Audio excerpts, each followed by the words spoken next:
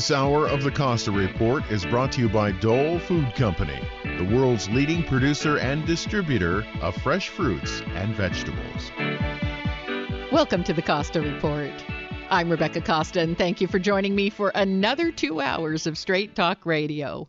I want to welcome members of our armed forces who are joining us from remote locations around the world over the internet today, as well as new listeners in Texas, Washington, Florida, Massachusetts, Illinois, and California. Thank you for being with us. In just a moment, former Secretary of Defense in the Clinton administration, Mr. William Cohen, will be joining us to discuss the impact defense cuts are having on U.S. security, including our ability to defend against cyber attacks sponsored by foreign governments. He'll also tell us a little bit about his new blockbuster thriller that just hit bookstores titled Collision. But before Mr. Cohen joins us, as is my custom each week, let me tell you a little about his background. William Sebastian Cohen was born in Bangor, Maine, to the owners of the Bangor Rye Bread Company. He earned his undergraduate degree from Bowdoin College and his law degree from Boston University. While practicing law, he served on the Bangor City Council and was elected mayor of Bangor in 1971. 1 year later, Cohen was elected to the U.S. House of Representatives, where he served 3 successful terms prior to being elected to the Senate in 1978, where he also served 3 terms. While in the House and Senate, Cohen was highly respected for being a bipartisan team player. Though a Republican, he was regarded as a moderate, parting with his party on issues such as the impeachment of Richard Nixon. Proof of Cohen's bipartisan approach came in 1996, when President Clinton crossed party lines and selected Cohen to become the United States Secretary of Defense. He was unanimously confirmed, becoming the 20th individual to assume this important role. As Secretary, Cohen managed 3.2 million employees and a budget of over $300 billion. He is known for his efforts to modernize America's weaponry, his work on expanding NATO, and also peacekeeping missions in Bosnia and the Middle East. In 2001, Mr. Cohen formed the Cohen Group, a business consulting and lobbying firm. I would also be remiss if I did not mention that he is a prolific fiction writer, authoring 7 thrillers that make for terrific summer reading and 4 nonfiction books. In a moment, we'll hear a little bit about his latest release titled Collision. And if you haven't grabbed your copy, well, you're not going to want to wait. It's a page-turner you're going to find hard to put down. It's my pleasure to welcome to the Costa Report former Representative, Senator, Secretary of Defense, and best-selling author, Mr. William Cohen. Thank you for joining us today, Mr. Cohen. Congratulations on your new book.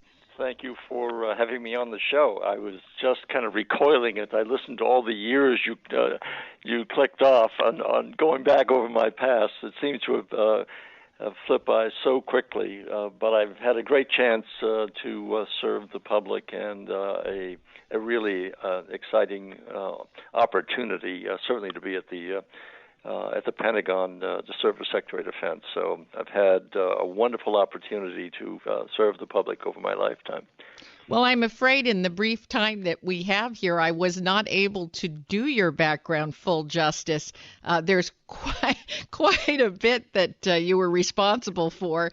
Hopefully we'll get to a little bit of that in this next hour. Now, we recently learned about 21 million Social Security numbers and 1 million fingerprint records being stolen from the United States Office of Personnel Management. But you have raised another concern about cyber attacks. You have raised the concern on how vulnerable our electrical grids are. Out of curiosity, is this something that falls under the direct purview of the Department of Defense? Well, it falls under the purview of the department in terms of protecting our national and international assets, for example, our ability to defend the country and to wage war if necessary. So we have to keep remembering, however, that protecting our critical infrastructure is in private hands. Almost all of the infrastructure is owned by private companies.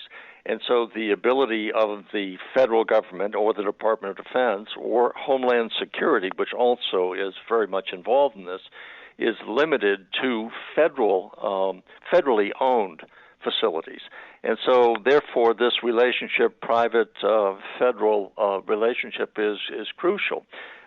We don't have an ability to mandate that the private sector meet certain standards. They do have this obligation, obviously, to their shareholders and to their consuming public.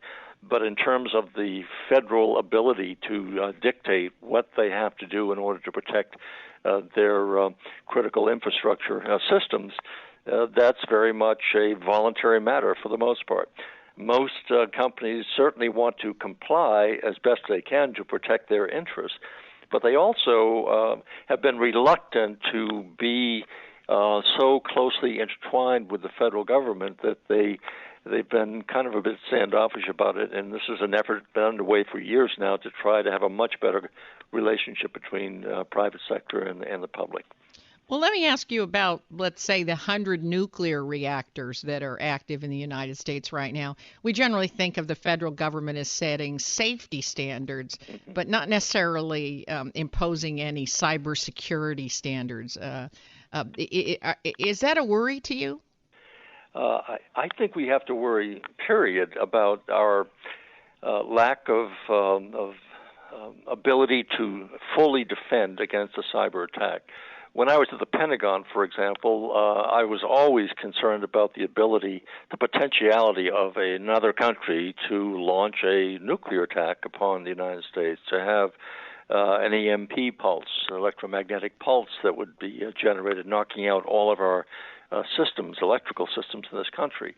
And so that kept me awake at night, and we made sure that we had a deterrent, that we're developing a defense capability. But now when you put it down to a different level, namely, you could have virtually the same consequence, not by launching missiles, but by launching simply electrical signals through a computer. So these are issues we really have to be concerned about when you see most recently the hacking into the Office of Personnel Management. That was a real gap that, frankly, we had warnings of a year in advance that there was insufficient protection against a cyber attack, and yet we did little, if anything, to protect against it. So we're becoming much more aware now because there's such a concerted effort. Some of it is state-sponsored. Some of it is organized crime. Some just kind of random highway personnel, burglars as such, robbers. And some may just be kids playing around. But the notion that you could actually shut down let's say the air traffic control system, even interrupt it for 30 minutes or an hour, what would that do? Or if you were able to shut down the power distribution system in various parts of the country, you can see the mass chaos that would unfold from that. And so this is a different kind of world that we're in now, in which you can send an electrical signal across oceans in nanoseconds. So it's something that we're not fully prepared for. We're working on it, but our adversaries and those who are seeking to bring it down are working more assiduously than we are. Well, I think you've made the point that we may not quite be working on it fast enough. Well, that is part of the problem. When I talk about kinetic energy, in other words, bombs flying, missiles flying, bullets flying, well, at least you have an ability to deter another country and even individuals seeking to fire those at you. When you're talking about a cyber attack, number one, you have no early detection, and therefore you may not even know that one is on the way, that a cyber attack is about to be launched. So these are issues we have to get. How do you get early detection? How do you defend against it? And then, of course, retaliate. Now, we have to take our first break, but stay Sure. right where you are. When we come back, we're going to find out whether most of these cyber attacks are state-sponsored. You're listening to the Costa Report.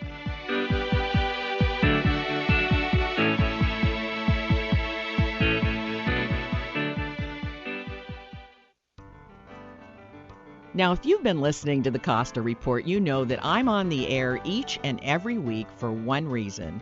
It's become very difficult to separate fact from unproven beliefs, and the media, who we used to be able to rely on to tell us the difference, has become one of the worst offenders of all when it comes to making a distinction. But in addition to being on the air, I've written a book which explains why losing a grip on the facts is so dangerous. It eventually culminates in irrational public policy, something many of us worry about today. So I'm urging you to go to RebeccaCosta.com and get your copy of The Watchman's Rattle, an eye-opening book which after the first few chapters you'll be telling all your friends about. That's The Watchman's Rattle at RebeccaCosta.com. Do it now, RebeccaCosta.com, and remember, The Watchman's Rattle. I'm here today with Scott Caraccioli. Scott, as Caraccioli's become much more popular throughout the world, have you scaled up production? No, we're always going to stay small. We make about 3,500 cases total a year. About 1,000 of those are still wine. About 2,500 of them are sparkling wine. And we only make 2 sparkling wines, a Brut Rosé and a Brut Cuvée. And really being able to focus on such a small set of wines in our portfolio and 2 varietals gives us the opportunity to really perfect what we're doing and develop programming that doesn't get distracted and is really just focused on exactly what we want to produce, which is vintage method Champenois bubbles out of the Santa Lucia Highlands year after year. Let our knowledgeable staff introduce you to Caraccioli sparkling and still wines at our tasting room on Dolores Street in charming Carmel by the Sea. To learn more, visit us online at CARACCIOLI cellars.com or give us a call at 831-622-7722. Hi, it's Charlie from the Garden Company. The warm weather and long days make it fun to be in the yard entertaining or planting a garden. Edible landscapes are super popular, and we have a great selection of certified organic vegetables and herbs in seeds and seedlings, as well as deciduous fruit trees, blueberries, avocados, guavas, figs, olives, and all kinds of citrus. Or add color and texture to your landscape with our wide assortment of beautiful, drought-tolerant flowering perennials and shrubs from Australia, South Africa, and the Mediterranean, as well as California natives and hundreds of succulents. The Garden Company has an organic first philosophy, so should you encounter any insect or disease issues, we specialize in earth-friendly fertilizers, pest controls, and soil products. Visit the Garden Company Nursery and Gift Shop and see why Good Times readers voted us Best Garden Supply. 2218 Mission Street, across from Safeway on the west side of Santa Cruz. Find us on Facebook at facebook.com/thegardenco. The Garden Company, proud member of Think Local First.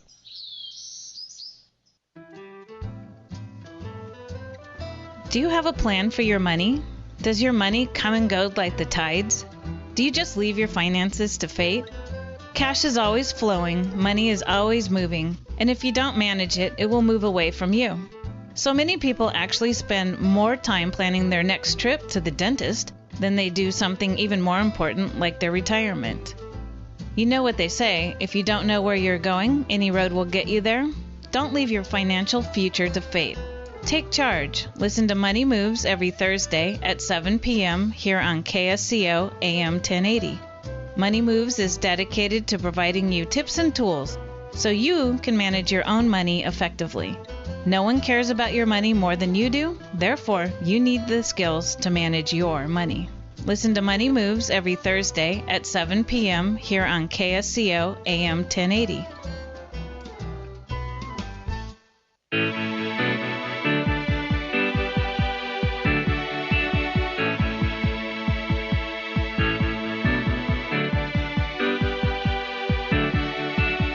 Welcome back to the Costa Report. I'm Rebecca Costa, and my guest today is former Secretary of Defense, Mr. William Cohen.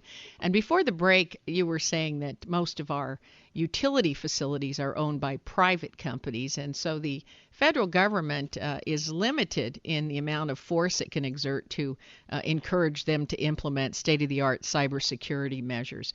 Now we know that many of these cyber attacks are sanctioned and funded by foreign governments. So doesn't this rise to the level of the State Department to negotiate some sort of cyber peace agreement, the same way that we forge peace treaties to prevent physical warfare? Absolutely. As a matter of fact, I have had such conversations both recently and even during when I was in office about the subject matter. And it's important that we have some kind of rules of the road that are established. Otherwise, as these attacks continue, if in fact they are state-sponsored, and we know that our Defense Department administration has pointed to China on a number of occasions, but Russia as well, and other countries, even some of our allies, also are busy trying to break into our most guarded secrets to obtain information, not to shut them down, but to gather and suck out the information for their own purposes. So there has to be a treaty or rules of the road that's agreed upon, and I mentioned this to a high-level Chinese official a couple of years ago when I was in Beijing, and saying this is going to really jeopardize any working relationship we have if these kinds of attacks at this level and at this intensity continue, because you're going to provoke a response from us. And just about that time, we had agreed, at least informally, saying, yes, we have to have such a meeting by our highest level officials. And about that time, Mr. Snowden came out with his revelations. And as a result of that, all those discussions about having an agreement tended to be put on the sidelines at that point. Now, it may be that we are back talking at some level about the need to have some kind of restraint here. But the fact is that other countries are going to continue to try and gather as much information as possible. It's very cheap. All they do, we spend billions of dollars developing high technology. They want it. And we have to then defend against it. We're also gathering information. We're gathering information to make sure that someone's not plotting our destruction, whether it's ISIS or Al-Qaeda or any branch thereof. So we're also collecting information, but we're doing it for a security purpose. Others are doing it to get information in order to develop their industries and their infrastructure and their capabilities at very little expense, at our expense, ultimately, because we're spending so much to develop the high technology that really is required in the world of the 21st century. Well, that leads me to my next question. Does the United States need to develop a cyber army, which also has the ability to attack and shut down the grid systems of our enemies? Well, I think the President of the United States has already indicated that that is one of the arrows in our quiver, so to speak, that we want to be able to detect attacks as they're coming or before they're coming, but also to be able to deflect them or defeat them, but also to respond. And that means having an offensive capability, and I think he's been quite public about having an offensive arm that would be designed to say at some level there's going to be a retaliation. And so you better be on your best behavior in dealing with us, and we understand there may be elements in your society that are not controlled by you, but to the extent that this is state-sponsored, there's going to be a state response, namely the United States. And that's why it's so important, as you, Rebecca, as you talked in the beginning about the need for some kind of a treaty or agreement or some formality to saying certain low levels of cyber activity will be tolerated. Once it reaches a certain threshold, that's going to trigger a response. So those discussions are in the works. They're not very public, and nor should they be until they're resolved. But that's something we have to continue to do. Because one thing is you can put up a defense capability, and you're always going to have the next step taken by an adversary or a competitor, saying, well, okay, you're protecting it against today's technology, but technology is growing so exponentially that by tomorrow we have a way of circumventing your Maginot Line mentality and your technology. So we're going to continue to escalate or climb this scale of technology, and it's going to be up to us to continue to evolve. Otherwise, we'll be at a great handicap.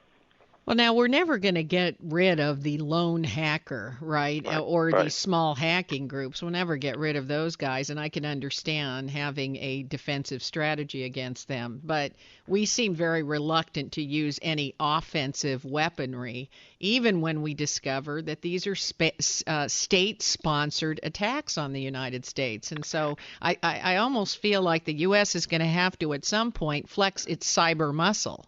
I think it has.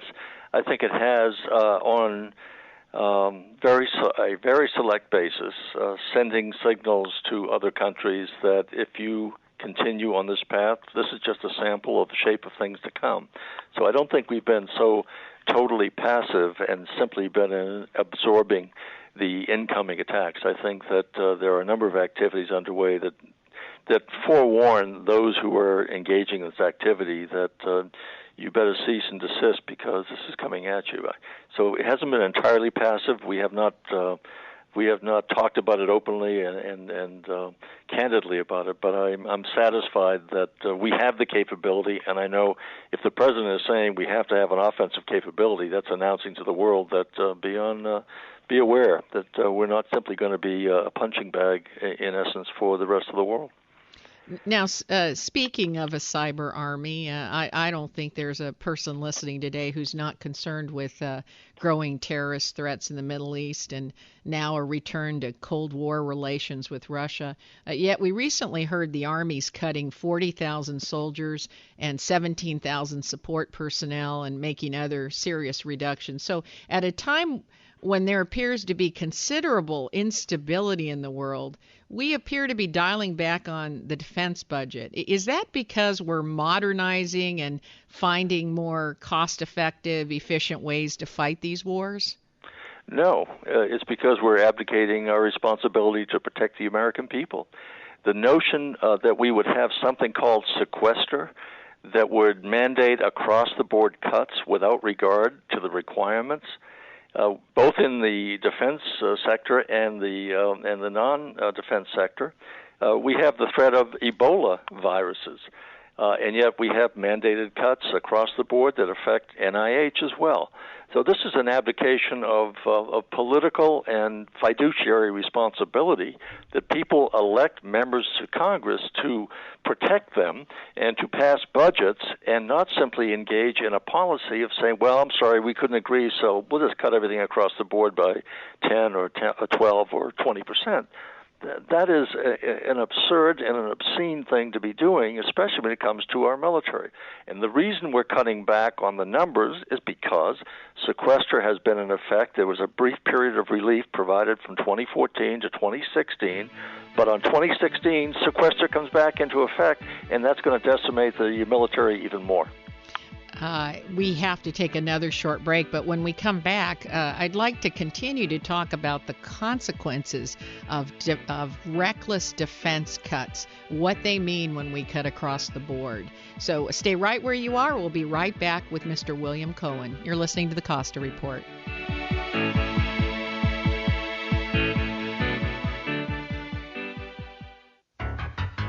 Have you checked out the Costa Report blog yet? Well, what are you waiting for? There's no quicker way to find out what newsmakers are saying than the Costa Report blog at RebeccaCosta.com. It's where the former CEO of Apple and PepsiCo, John Scully, predicts where the next tech breakthroughs are going to come from.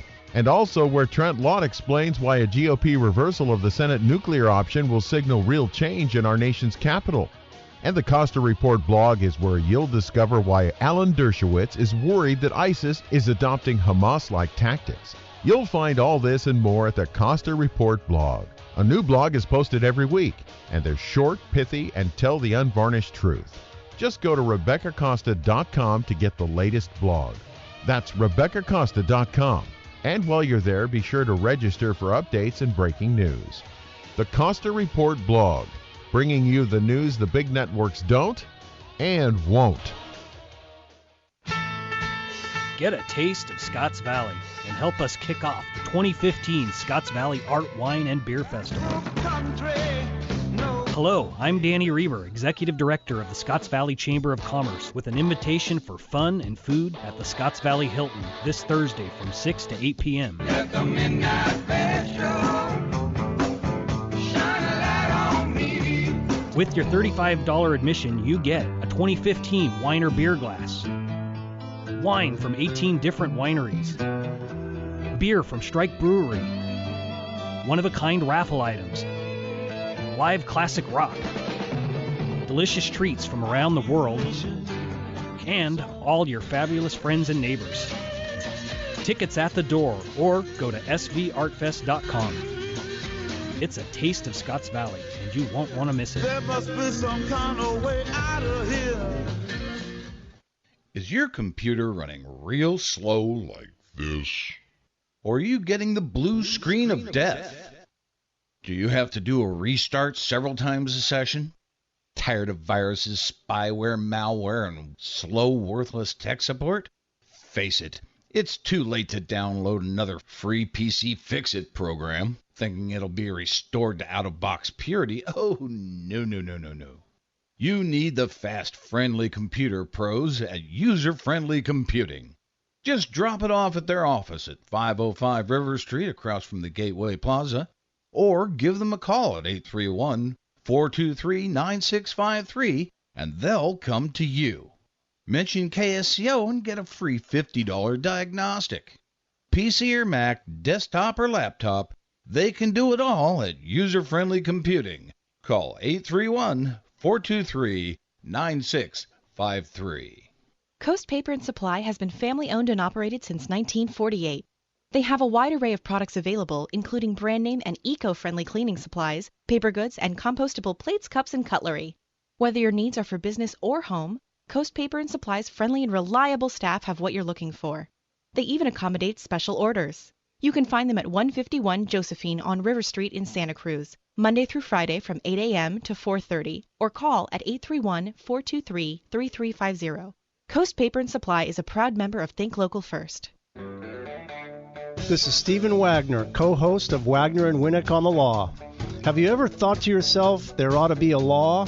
Well, often there is. Please join Monterey College of Law President and Dean Mitchell Winnick and me each Saturday for 2 lively hours of discussion. That's right, we have expanded the format, and we want you to join us each Saturday from 3 to 5 p.m. right here on AM 1080 KSCO.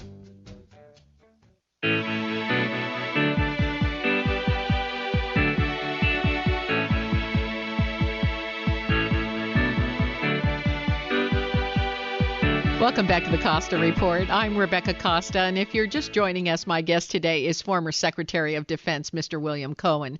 And before the break, we were talking about the return of the sequester in 2016 and further military cuts.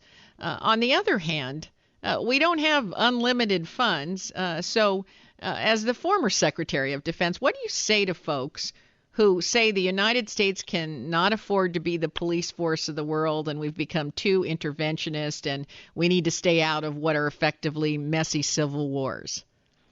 Well, we do have to stay out of messy civil wars, and you can go back and look at how we got engaged in Iraq and then Afghanistan, and still are, and point to at least $2 trillion of money and thousands of lives lost. We have to be much more prudent about where we commit our forces. And as a matter of fact, when I was at the Pentagon, I was very reluctant to commit any of our forces into a conflict or insert them into a battle and put their lives on the line unless there was a compelling need to do so. So there's always this absolute demand that we use military force as a last resort. But that doesn't mean that you simply pull back from the world and kind of tuck yourself into a continental cocoon. It's not possible. And what you find is when we walk away from the world doesn't walk away from us. And so when we leave an area, then there's a vacuum created. Somebody moves in to fill the vacuum. Those who move in to fill the vacuum do not have our interests or that of our allies at heart. So we're seeing some of that play out as we speak. We are still in South Korea.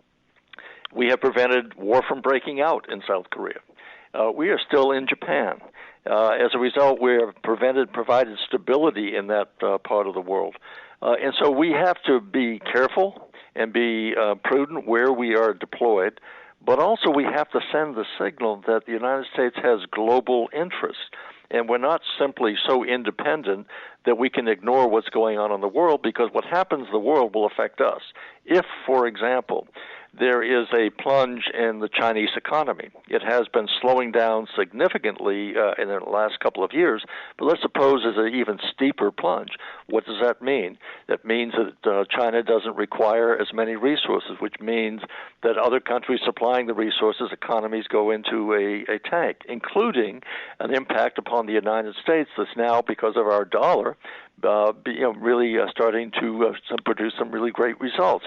So we're all tied into this small spinning globe in a way that doesn't allow us to simply ignore what's going on in the world and not participate in certain things. But we have to be much more prudent about where we intervene. And intervening in someone else's civil war is a prescription for a bad outcome, as we've seen in some areas of the world today. Well, to your point, we've had several guests here say that the Afghani economy is completely dependent on the United States right now. And even if we pull our troops out, there's actually no real economy there. There's not an economy there at this point. Ultimately, there will be, because the country also has to be rich in natural resources. So you can imagine that China will certainly have an interest at some point in time in making investments in that part of the world, and that may be to the advantage of the Chinese and certainly to the advantage of the Afghans. But just by saying they don't have an economy doesn't mean we don't have an interest in protecting the Taliban from coming back in a major way and also plotting against. So we still have an interest, even though the economy is not performing as well as we might like to see. But by the way, there have been significant gains in Afghanistan in terms of impact upon women, now being able to run small companies, education, mortality rates have been certainly lowered, life expectancy increased. So there have been some positive things taking place at a time when we're still keeping guard over the Taliban using Afghanistan as a haven to launch attacks in the future. So let's talk about another conflict that we seem to be having difficulty coming to terms with, and that's Russia's encroachment in the Ukraine. Do you approve of the restraint that we're using? Well, I'm not sure we have much of an alternative in terms of are we prepared to send forces into Ukraine? And I think the answer is no. Should we be helping those who are resisting the Russian troops that are there? The answer is yes. We have failed to do so. I have favored providing the Ukrainians the opportunity to defend themselves with equipment that is defensive in nature, so that it doesn't provoke a major invasion by Russia. But I think it would be a mistake for the United States that we're going to now take and fight Russia in Ukraine. I don't think the American people would support it, and it would be an unwise thing for us to do. So if the Ukrainian people are willing to take up arms to protect their country, I think that we should be willing to provide them with the defensive equipment to do it. Not long ago, Vladimir Posner was here on the program, and he blamed Putin's aggression on the 1990 agreement struck between Secretary of State Baker and Gorbachev, which was, as you know, the promise that NATO would not move eastward once a unified Germany joined NATO. But since the agreement was struck with the Soviet Union, once the Soviet Union fell, NATO claimed it was no longer bound to that agreement. Right. Posner's compared Putin's actions in the Ukraine to the U.S. reaction to Russian missiles in Cuba. Would you agree with that? Well, I think that President Putin has at least a concern about too much encroachment on what used to be Soviet territory. Mm-hmm. We take the position that every country should be free to decide who it wants to ally itself with. And I think we've been pretty restrained in not putting weapons and militarizing those countries in a way that poses a threat to Russia. For example, the Baltics. Does anyone really think that the forces in the Baltics would be able to go up against Russia, even though they're NATO members? And the answer is no. So the people there in the Baltics and elsewhere, and the 28 nations that are part of NATO, say we want to be free, and we don't want to be under the heel and boot of any either dictatorship or oligarchy or whatever the form is. We would like to be free to decide whether we have an open capitalistic system or we have a centralized control one or modified one, a capitalism with the Russian alphabet as such, or in China they say we have capitalism with Chinese characteristics. Well, each country should be able to decide that. So, on the one hand, I think President Putin he resents what has taken place. He's made that very clear, that he's lost the Soviet Empire. He feels that's the greatest tragedy of the 20th century, and he's trying to reconstitute it as much as he can. So from his perspective, I think he's making a big mistake because he is not doing anything to really revitalize the Russian economy. I mean, think about it. What is stamped made in Russia other than missiles, weaponry, and oil and gas? Is there anything made in Russia in terms of the world economy? The answer is no. So I think that you have brilliant people in Russia. You have a tremendous intellectual capability. The Russian scientists and mathematicians are among the most renowned in the world, and yet they're not preparing their country for competing in the 21st century other than still basing it on oil, gas, and military sales. So I think he's taking Russia down the wrong path. I think there are ways in which we have to try to find in engaging with him to say there's a better way, and it's not simply putting a finger in the eye of the United States or trying to take Crimea as you've done, and the same with parts of Georgia as you've done. This is contravening the established order of things and runs the risk of having run into a miscalculation which produces conflict. And it's not in his interest, not him, but Russia's interest, and it's not in ours. Well, we certainly have effected some serious economic sanctions that are having an effect on the Russian economy today. So, maybe that will work, as in the case of Iran. Maybe that will bring Putin back to the table. We have to take another break. We'll be right back with more from William Cohen. You're listening to the Costa Report.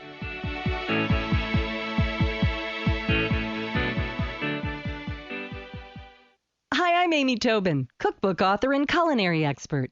Strawberries, blueberries, blackberries, and raspberries. Dole has a bounty of berries ripe for the picking. Fresh berries are not only delicious, but some of the most powerful disease-fighting foods available. Researchers have found that berries have some of the highest antioxidant levels of any fresh fruits. So add a handful or two of your favorite berries to your next meal and enjoy their nutritional benefits and natural sweetness in all of your dishes, from salads to desserts and everything in between. For fresh tips and ideas from Dole's berry experts, visit berries.dole.com. And be sure to check out the pages of mouth-watering recipes. Whether it's a sweet and savory blueberry cranberry chicken salad or a simple strawberry sorbet, Dole has the perfect berry to inspire your next berrylicious dish. Biodiversity is the very fabric of our lives. It is everything around us, all of nature, but human impact is diminishing biodiversity at an alarming rate. And because of that, the intricate web of biodiversity is unraveling in ways we don't fully understand, and our world is becoming less resilient. That's why we are biodiversity advocates. We're the E.O. Wilson Biodiversity Foundation. Guided by the greatest living naturalist, E.O. Wilson, we champion research and education that expands our understanding of biodiversity and informs worldwide conservation efforts. The E.O. Wilson Biodiversity Foundation is building a movement of environmental stewards like you who share our sense of responsibility for the living world that is our home. Join us in our quest to protect biodiversity, the fabric of our lives. Visit eowilsonfoundation.org. Times are changing and cannabis prohibition is coming to an end. With legalization approaching, it is obvious the time to talk cannabis is now. The Cannabis Connection opens a dialogue around all themes cannabis. Our team delivers the latest in cannabis research, news, industry, culture, and legal developments. The Cannabis Connection, connecting the dots to all things pot. Join us Friday nights from 8 to 9 on KSCO AM 1080.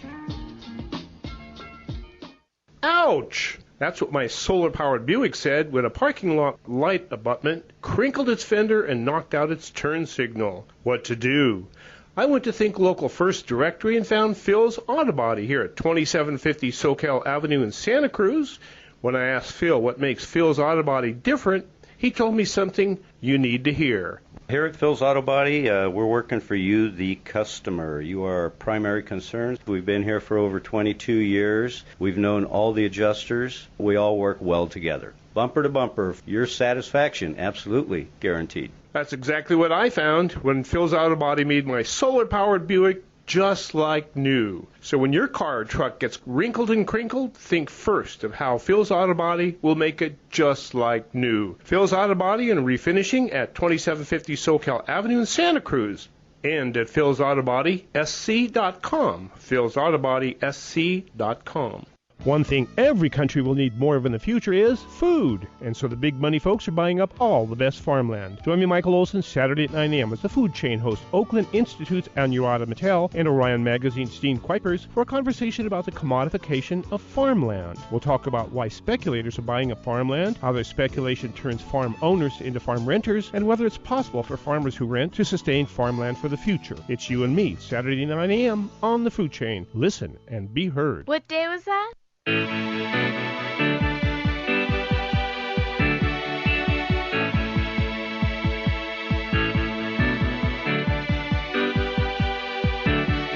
Welcome back to the Costa Report. I'm Rebecca Costa, and my guest today is William Cohen. Before we talk about your new book, let me ask you this. Is there any one particular security issue that keeps you awake at night? Well, yes, there's no one. There are several. There's a nuclear explosion taking place in the United States. My last novel was called Blink of an Eye. Yes. And it was about a nuclear bomb that destroyed the city of Savannah, Georgia. What would happen? And by the way, I lost a lot of sleep over that book, and I want to file a formal complaint. Well, it's something I dealt with at the Pentagon, because reporters would say, what keeps you awake at night, as you've just asked, and I would say a nuclear bomb destroying an American city. You'd have to say, okay, how could this have happened? Why did it happen? Who did it? And what do we do about it, all in a period of 3 or 4 days? So we'll have to retaliate, but against whom? So that was one issue. This issue that I'm dealing with now is about asteroids. And we're just talking about Russia, and you may recall just a couple of years ago, I think it was in 2013, a small asteroid. It was about 56 feet in diameter. It weighed about 7,000 tons, and it came at Earth at 40,000 miles an hour. Yes. It exploded over Russia, and it did quite a bit of damage, but that was a small one. The same day, there was an asteroid that we knew about. It was 98 feet, 40,000 tons, and it passed within 17,000 miles of Earth. That's pretty close by astronomical dimensions. And now we're looking at those that are much bigger. There are some that are called city killers and others called planet killers. The city killers are ones the size, let's say, of from home plate to center field, 450 feet. That size asteroid will kill any city on the planet.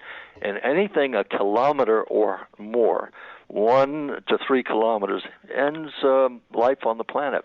So we're very much engaged in trying to locate as many of these as possible. Congress has certainly funded these programs. And now we find that we not only have to be aware of these many years in advance in order to be able to deflect them, that the director of NASA has said, Charles Bolden, has said that if we have enough time, we can, of course, deal with these. You tell me we've got 3 weeks. He said it's time to pray. So we don't want to be in the prayer business in terms of defending the planet. We need to have as much notice as possible. And we've got a number of these things coming at toward us in a very short period of time. There's one called Apophis, which is destined to pass in just 14 years on, as I recall, April 13. In 2029, it will pass reasonably close to Earth, and there's a 1 in 37 chance of it coming, hitting Earth. So these are some things we can do to detect them and then prepare to deflect them by means of moving them off course, doing it through solar sails, moving it through kinetic means of pushing them slightly off center. But this is something that the United States is concerned about, Russia's concerned about, China, all of us, because we don't think about it. But when you see that these things can come, we lost sight of a major asteroid. We first saw it in 1929. It then disappeared. We didn't see it again until 1989. We're tracking it to make sure that we know exactly where it is at all times. But there are millions of asteroids out there, and the ones that the big ones we're focused on. But they can pop up as the one did in Russia just a couple of years ago and give no warning at all. Well, I was going to ask you where you got your inspiration for your fictional work, but I'm not going to ask you that anymore because in the blink of an eye, it was about a potential nuclear disaster on home soil. And now your new book titled Collision, and it's in the bookstores everywhere, also available on Amazon.com. It sounds like in evaluating these asteroids, these meteors that are coming, that are only 14 years out. 14 years is a blink of an eye. It is a blink of an eye. Are we doing anything about it? Well, we are. The administration, as a matter of fact, the Obama administration plans to mine an asteroid by 2025, just 10 years from now. And now what I didn't talk about is we have the private sector. Planetary resources, deep space industries, others, who now are investing millions of dollars to be able to mine asteroids. In order to do that, you have to kind of move them into a sub-lunar orbit. And so that's one of the themes in the book itself. What happens when we have people moving asteroids into a more accessible orbit so that we can actually mine them for the trillions of dollars of resources that are contained, not only palladium and titanium, iron, and other ores, but also even water. And so there's a very active private enterprise effort now to get to these asteroids and mine them. I think the administration is trying to do it robotically, take a sample, bring it back. But I think the private sector is looking to move them into orbits where they can, in fact, be mined for their resources. So the question becomes, is anybody really regulating this? There's a bill pending in Congress right now called the Space Act, I believe, in which they're going to declare that anyone who invests the money in order to reach an asteroid and to mine it owns it. And so then the question becomes, well, what if you have more than one country, more than one company who claim the same ownership, et cetera? So this is not this book has science in it, the novel, and it has fiction, but it's not a science fiction story. It's real, and it's going on now. And just go to Planetary Resources and look up their website and see what they're doing. Yeah, absolutely. In fact, I had to keep looking at the book cover to make sure it wasn't in the nonfiction section because it read like something that was possibly going on today. Before we close today's program, do you have a web or a blog site where people can go to get more information about your activities and where they can go to find out more about your new book, Collision?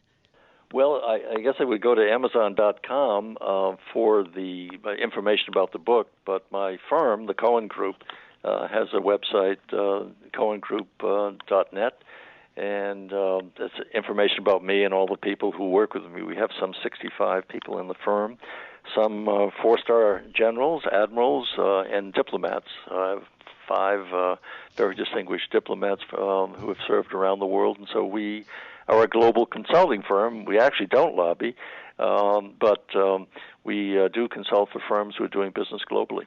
Mm-hmm. It's a very wonderful resource, and that's the Cohen Group. Unfortunately, that is all the time that we've got today. But before we say goodbye, I do want to take this moment to thank you for your service to our country and congratulate you again on the success of your new book. Thank you, Mr. Cohen. Well, thank you, Rebecca. Thanks so much for giving me this time to say a few words. I hope you'll come back soon. Okay. Bye-bye. If your station is leaving us after the first hour and you have a question or a comment to make about our interview with William Cohen today, you can email me at RebeccaCosta.com or drop me a note on Facebook, Twitter, LinkedIn.